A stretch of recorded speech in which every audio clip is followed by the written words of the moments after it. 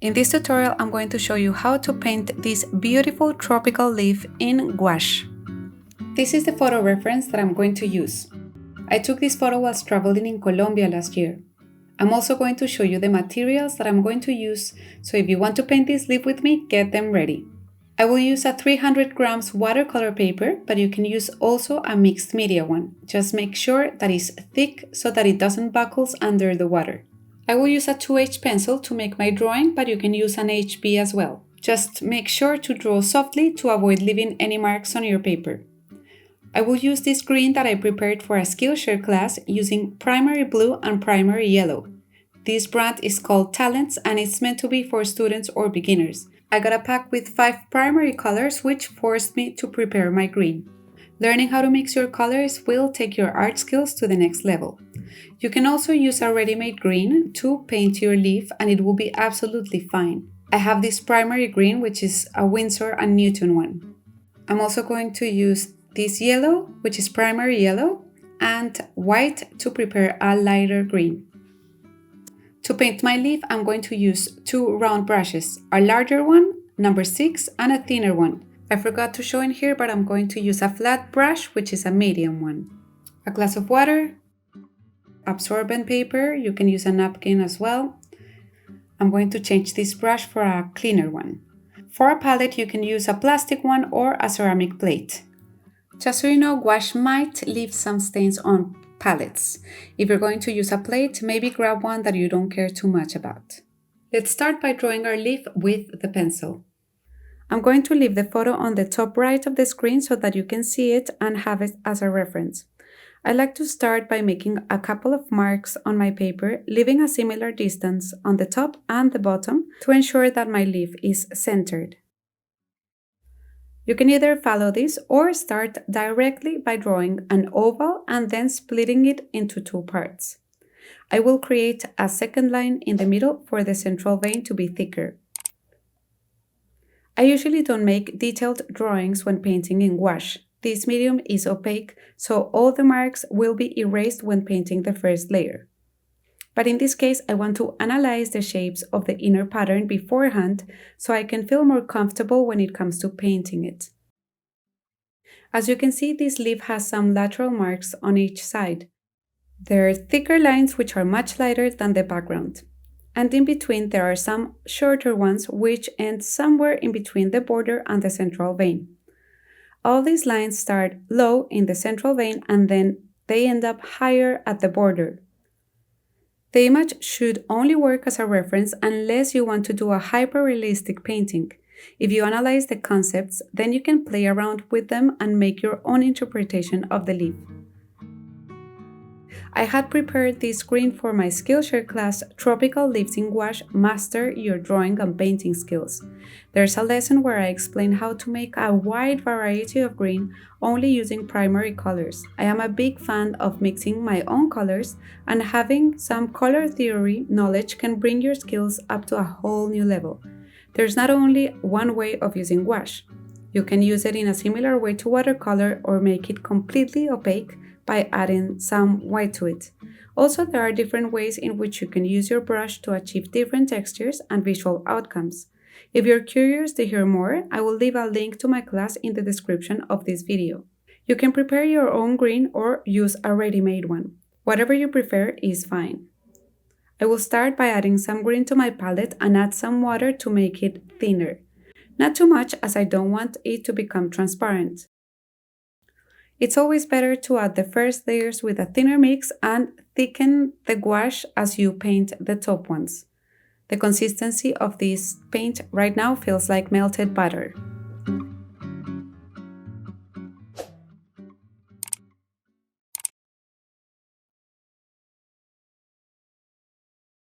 As you can see, this type of paint is opaque and will cover the drawing I have made previously. But because I analyzed the shapes and pattern of the leaf with my drawing, I now know how to paint the inner pattern.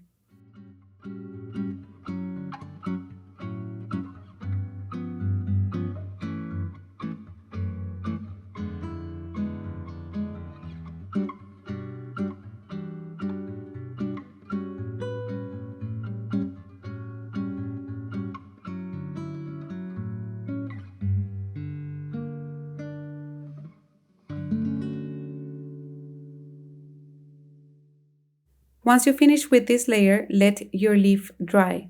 If you can't wait, you can use a hairdryer to accelerate the process, but it is important that the first layer is completely dry because otherwise the second layer will start mixing with the layer below. I'm going to add a bit of black to my palette and mix a darker green.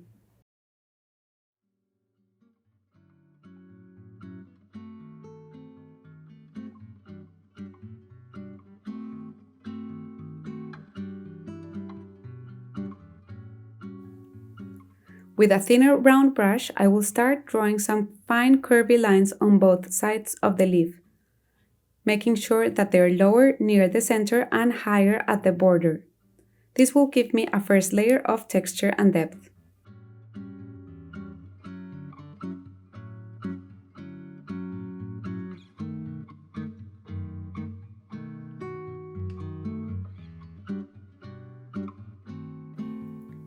Adding a bit of yellow and white to my palette, I'll mix a lighter green to paint the third layer. Remember that your bottom layers have to be completely dry at this stage. When you add white to your gouache mix, your paint becomes completely opaque.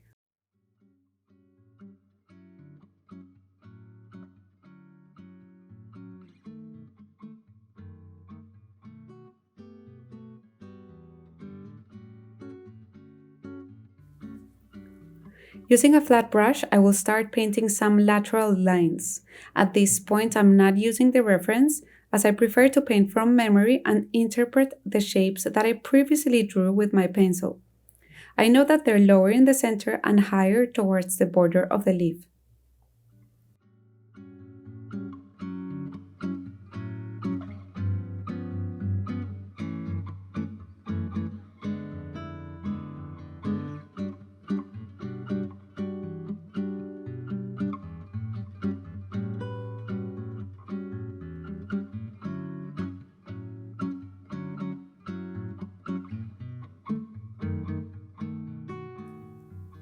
This lighter green is still a bit dark, but works well as a first layer.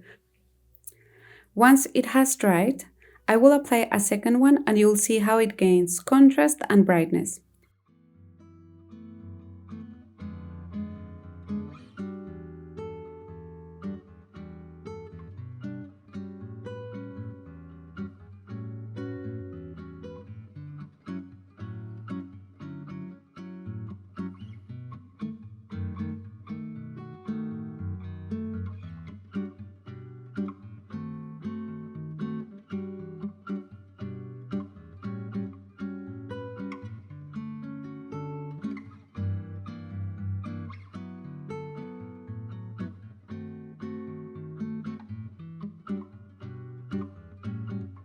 It's time to paint the shorter lines.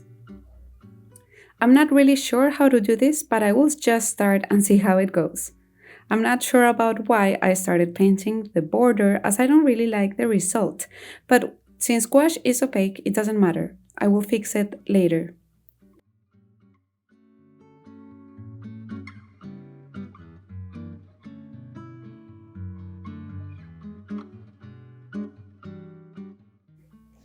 I like much more the left side where I didn't start entirely on the edge.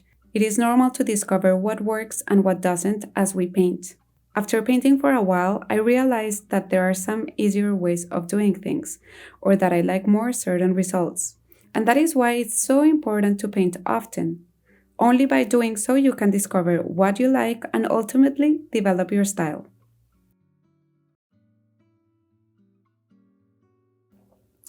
I want to saturate these lines a little bit, so I'm going to add a bit of yellow to the mix and paint another layer. This yellow is making these lines look more contrasted and bright. It's time to let this layer dry completely.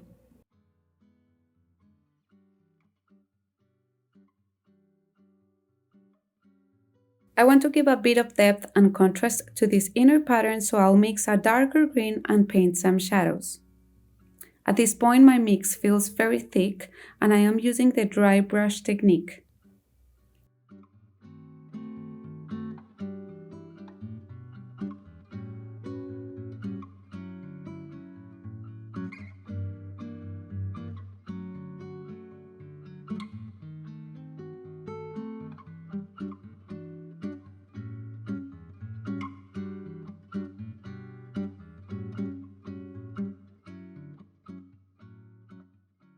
Lastly, I will use more of the light mix to paint over the areas which I don't like. This will also give more contrast to the pattern.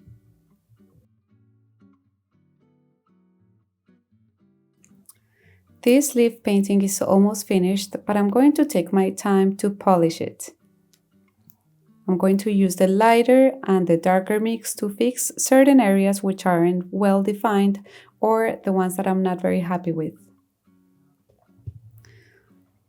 This is one of the most enjoyable parts of developing a painting, or at least I find. Once the main areas have been blocked, the colors have been placed, then you can just enjoy taking the time to go over the areas that need a little bit of attention and start developing the contrast, saturation, and brightness of the overall painting.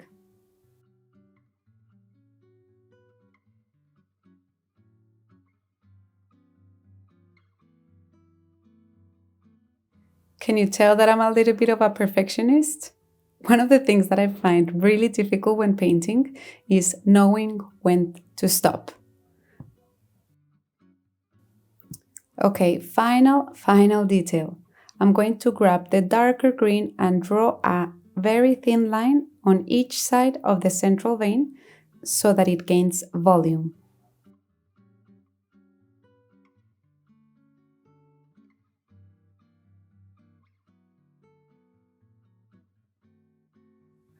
And this is the final result. I really love how it looks. It has a lot of contrast, a lot of depth, and a lot of details. As you can see, at the end, I decided to grab a thin brush and draw some darker lines in the center to give it a bit more of texture. Hopefully you enjoyed this drawing and painting video. If you did, please give me a like and subscribe to my channel so that you get updates for future videos. Thank you so much for being here. Thanks so much for watching. Enjoy your day and see you next time. Bye!